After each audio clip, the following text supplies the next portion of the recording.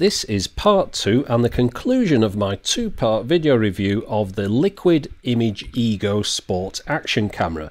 In part 1 I went through the features and then invited questions which would shape the test that I was going to do over the next couple of weeks. So for part 2 I'm going to try and answer as many of those questions as possible, and I'll show some sample footage, demonstrate a few more features, and then also talk about any problems that I experienced with the camera.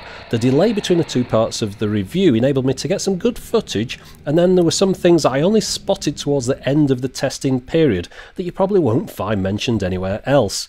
This is where we decide if this thing is actually any good. I also used the delay between the two parts to get myself some things I'd need for testing, namely a micro HDMI lead, a GoPro mount, and some Lego minifigures. Don't worry, it'll all make sense later. Now in the first part I did mention that the camera had a noticeable fisheye effect. You can see it on screen now with the edges of the image curving in, and of course this is down to the fact that the camera has got a 135-degree lens on it, but you can change that in the menus between 135 and 90. So let's see what 90 looks like just for comparison. So what I've done, I've put the camera in my conservatory here on a tripod in the middle of the room, and we'll look at the different fields of view. So this is a photo, this is showing everything the camera can see. The next one down, that's 135 degrees, notice the kind of bending in at the edges, and that's a 90-degree one, which is zoomed in a little bit but not too much, and it cuts down the bending. Now we'll have a look how that looks on the motorcycle. So to start with, we're going to look at some 135-degree footage. Now on this one, just pay attention to what you can see on the right hand side where the shock absorber's bouncing up and down on the front there. Above there to the right you can see a little bit of white bodywork right at the top right hand corner, and then of course you can see the road over to the left. So let's switch across to the 90-degree angle. Now it doesn't look an awful lot different to start with, you can still see plenty, but if you just notice towards the right you can't see the little bit of white bodywork at the top right.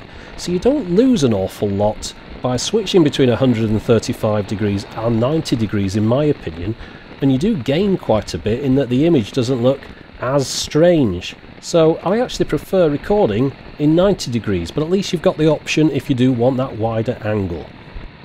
Now while we've got this nice footage playing in the background, and it does look quite nice, doesn't it, let's answer some of those questions that came in.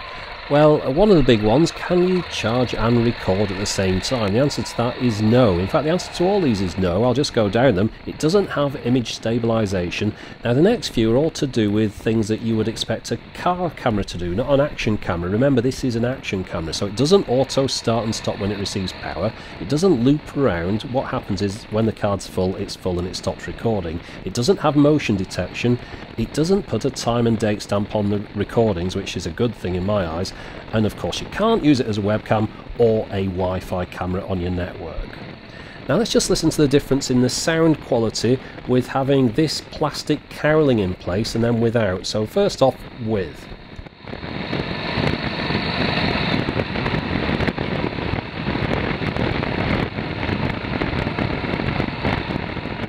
So contrary to some people's expectations, the plastic cowling doesn't really cut the wind noise down too much, but let's have a listen without it in place.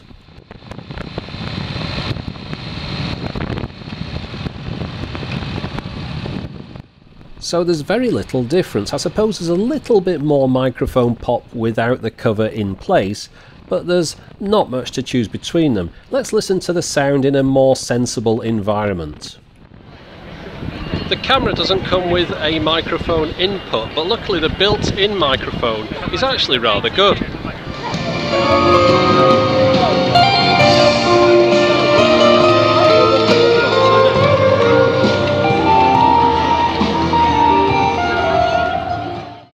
So you've seen some video from the bike now, but let's go into photos for a second.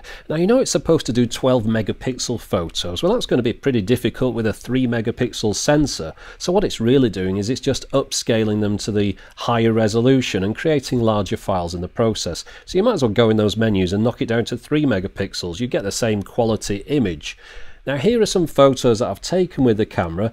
I suppose the hardest thing to do is to line them up properly without having the viewfinder on the back of the camera, but with the wide angle lens you tend to get things in shot anyway. The photos are kind of what you'd expect really, they pretty much look like stills from the video. One clever thing you can do of course is this thing where you have it in continuous shooting mode, so if you were to mount it somewhere you could walk through a town or a city and take a photo every few seconds, and maybe when you get home if you look through them you might have found that you've took a photo of something interesting. Now another request I got was to demonstrate the size of this camera against some of the other cameras that I've tested over the last few months. So I'm doing that now. As you can see here, there's quite a difference in size between it and the larger cameras like this Extreme camera, but they've got pretty much the same video quality as I'll demonstrate to you now with some sample clips. So I'll start off by walking with the Ego camera. Now I did mention before of course it doesn't have built-in stabilization, but with it having such a wide angle lens you don't really notice the shakes too much. Anyway, this is a shot from the Extreme camera. Now let's move across to a shot from the Ego from the same spot. The video quality and the colours between the two are pretty much the same. There is a noticeable difference with the field of view though. Here's the Extreme again, and there's the Ego. You notice you can see an awful lot more of those buildings, and you'll notice that as I carry on and flip between the two. Keep an eye on which one's on screen at the top left there. The only reason I'm testing these two cameras is because they're the two most recent all-in-one action cameras that I've tested, so I thought it was the two most up-to-date ones that I could compare against each other. So the Ego, in a situation like this, it's a lot easier to get the things in shot that you want to. Now all these are taken in 135 degree angle mode. I didn't move it down to 90 degree field of view for this one. I'm not too sure what the Extreme is, I can't quite remember, but you'll notice that it does look quite a bit different from the Ego cam. Now the Ego is nice and bright and clear, but then again so is the Extreme, but it's the Ego that we're interested in because that's what we're testing at the moment. There was one thing that I noticed when I reviewed back the footage that I'd taken on the motorcycle, and that's the fact that the shock absorber and the radiator on the right here are both in focus. Now the unusual thing about that is that they're not that far in front of the camera lens, so that got me thinking, I wonder how close the camera can actually focus. And that's where the Lego minifigures come into play. Once I got the gang assembled, the purpose of these is that I'm going to put them on this wall every 5 centimeters in front of the camera. And then what I can do then is take some video and photos, and we'll see which is the first figure that's in focus. So once I've got them all lined up, let's have a look at some video that we've taken with it. Right, so you can see the first one that's in focus is the third one in, the person with the pink hair there. That's the sharp one, and of course it carries on after that. The guy with the bagpipes is a little bit out of focus, but not too much. So that's 15 centimeters away. Now while I've got them, let's have a look at the difference between 1080p and 720. Notice the Viking person at the back there, that's 1080 zoomed up. And this is a 720, just slightly softer, but not much really. I should also mention that both the 1080 and the 720 have exactly the same field of view. Now let's look at the bit rates. Notice at the bottom here, 12.34 megabits a second, that's for 1080p, and at 720p 60 is 12.23 megabits a second. Those vary ever so slightly, but they pretty much stick around those numbers. I mentioned earlier on that you can't charge and record at the same time, however it does have a decent battery life, so it might not be too much of an issue. When I was recording 1080p video continuously, I got 2 hours and 15 minutes out of the battery. If I was doing continuous photos every 2 seconds, I got 3 hours and 10 minutes. In Wi-Fi mode, with the video streaming but not recording, 2.5 hours. It takes 2 hours to charge. When it finishes charging, it beeps a couple of times and switches off. And if the battery dies during recording, it will beep a few times and shut down gracefully and save your recordings. After the first video, a few people mentioned that the mounting clip here seems to be the same as the GoPro design, so I went ahead and bought a GoPro one to see if it would fit. Now there's an issue, that middle bar there has to fit down the inside of the clip here. So this is the GoPro one and I'm trying now, and you'll notice if I try and slide that down it doesn't fit, and if you can see there it's just a little smidgen too fat, that middle bit. Now I suppose you could file it down and things like that, but out of the box it doesn't fit. This is the one that came with the Ego, and you'll notice it's just a little bit thinner in the middle and it clips in easily. So there's your answer. A GoPro mount won't fit, or at least the GoPro mount that I bought won't fit. I don't know if the one that I bought was faulty, but don't assume that you're going to get the GoPro mounts to fit the Ego camera. Now the next thing that I bought was this micro HDMI to full-size HDMI lead to try the HDMI out from this camera. Now this is a micro on the right, that's a mini HDMI in the middle, and that's a full-size one on the left. So remember, micro, not mini.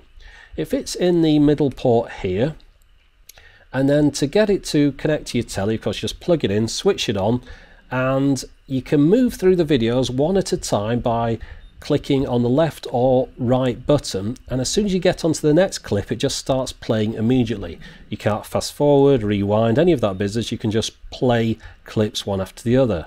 And then if you want to get into photo mode, you hold down the button on the left here, I think that's the power button, and then you get into the photo mode, and similarly you can jump back and forth through the photos one at a time. Very simple, but it does work. Now if you plug it into your computer, it will show up immediately as a drive on the computer. There's no need to switch it on. It shows up pretty much like plugging in a memory stick. Now there is a bit of an issue here. Notice the files on the left here. There's an MOV file and then there's a thm.mov file below it. That's because the camera creates a sort of thumbnail of each video you record at 480 by 266. And this is a nuisance when it comes to importing the clips into your computer. Notice how iMovie here has 2 of everything. So if you're not careful, you can import an HD clip and a low-res clip at the same time and create havoc. So the best way is to search through it, find all the things with THM in the file name and delete them before you start doing your importing. While we're talking about files, I'll just mention it does record things in 30-minute segments. It breaks your video up into 30-minute segments. It's continuous recording, it doesn't stop, there's no gaps in between them, but they're 30-minute segments, 2.73 gigabytes in size in 1080p mode. A camera like this is always going to perform well in conditions like this, but let's see how well it does in the darker conditions of my garage.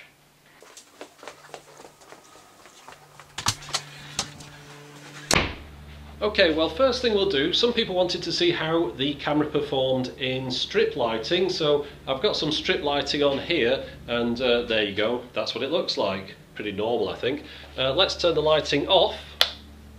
Right, I'm in a very dark conditions now. I'm right down the sort of dark end of the garage. You probably can't see anything at all. In fact, it's so dark, you see the automatic lights come on there. And that's because I've got this this cover over the window just to demonstrate this. So I'm going to take that off. Right, so now we've just got one window in the garage, and let's see how that looks. So as you can see now, it's pretty dark, but I think you can still make me out quite well, and I'm right down the dark end now. This is about as dark as the garage gets, and I think the camera performs quite well.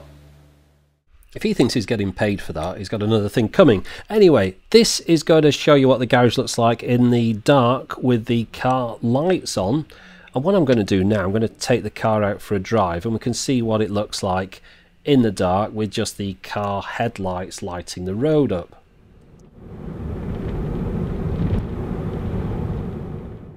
I think this camera does really well in these conditions.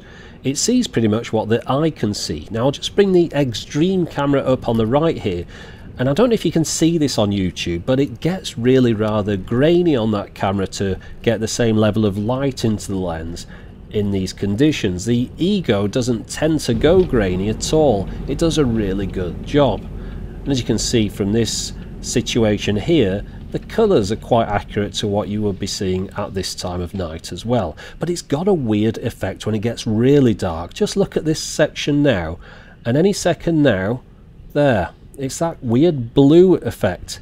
And that seems to be something that happens when it gets really, really dark and it hasn't really got anything to latch onto.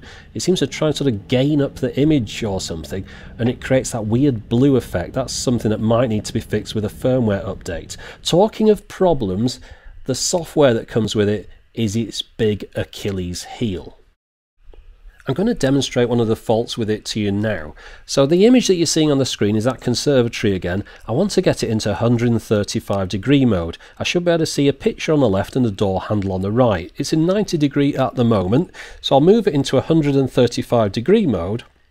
We've just got to wait for it to send that information to the camera and update it. And now we'll go back into shoot, so we should better see the new 135 degree image on the screen now.